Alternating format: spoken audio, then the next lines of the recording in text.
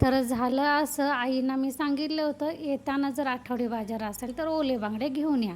कारण का माहिती आहे, कारण आमच्या गारगोटीचा जो बाजार भरतो ना, तिथं प्रत्येक प्रकारचे मासे भेटतात आणि अगदी ओले बांगडे पण मोठे-मोठे आणि कमी किमतीत बसतात.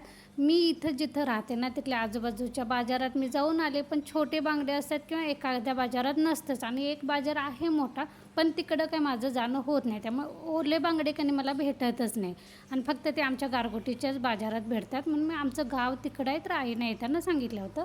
तर त्यांनी आणले होते आणि मी तुम्हाला दाखवायचं विसरलं होतं. मी फ्राय करताना माझ्या लक्षात आलं, अरे हे तर मी दाखवू शकते. मग काय झालं माहिती आहे, एका हातात फोन आणि एक हात तर माझा रव्यानं असा घोळला होता.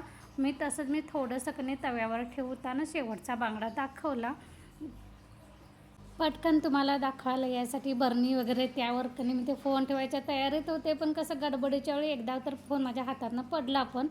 तर असो, तर मी ह्यासाठी काय काय वापरलेलं आहे ते मी सांगते. ओले बांगडे काय ते स्वच्छ करून आणले होते. घरात आणल्यानंतर मी ते पाण्यानं धुवून घेतले परत.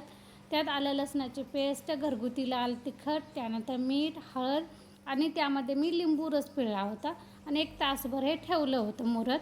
तर मला संध्याकाळी बाहेर जायचं होतं म्हणून म्हटलं आता 4-4:30 वाजले असतील, तर इथं म्हटलं आपण ते फ्राय करून घ्यायचं. त्यासाठी मी इथं हा नेरलेपचा तवा जुना झालेला आहे, जो मी आता आंबोळीसाठी वगैरे कशासाठीच वापरत नाही. तर त्यावर शक्यतो मी असं फ्राय मासे वगैरे करायचं असेल तर करते, पटकन आणि चांगले होतात. तर हा तवा चांगला तापवून घेतला. तापल्यानंतर त्यावर तेल सोडलं आणि ओले बांगडे रव्यामध्ये घुसळून, रव्यामध्ये लाल तिखट मीठ जेवढं चवीला पाहिजे तेवढं टाकायचं.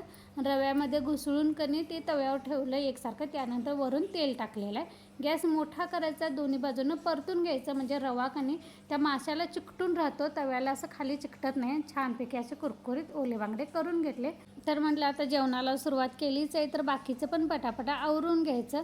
चपातीला पीठ मळून ठेवलेलं आहे, भाताचा कुकर लावलेला आणि इथं म्हटलं आता जगदाळ्याच्या शेंगा गावाकडून आणल्या होत्या, पण महाशिवरात्रीचा वगैरे उपवास असल्यामुळे ही आमटी काय करणं मला झालंच नव्हतं. तर आज म्हटलं आता ही वाळून जाण्यापेक्षा दाणे काढून ह्याची पण अशी चरचरीत टोमॅटो घालून आमटी करून घ्यायची. त्यासाठी इथं आता मी दाणे काढत बसले. शेंगा सोलून झाल्यानंतर मी पटकन आमटी पण फोडणीला दिली. तोपर्यंत माझा भाताचा कुकर पण झाला होता. लगेचच मी हातासरशी चपात्या पण करून घेतल्या. चला तर ताईंनो, ह्यासोबतच आजचा मिनी ब्लॉग इथंच बंद करते. तुम्हाला जर ब्लॉग आवडला असेल तर एक लाईक नक्की करा.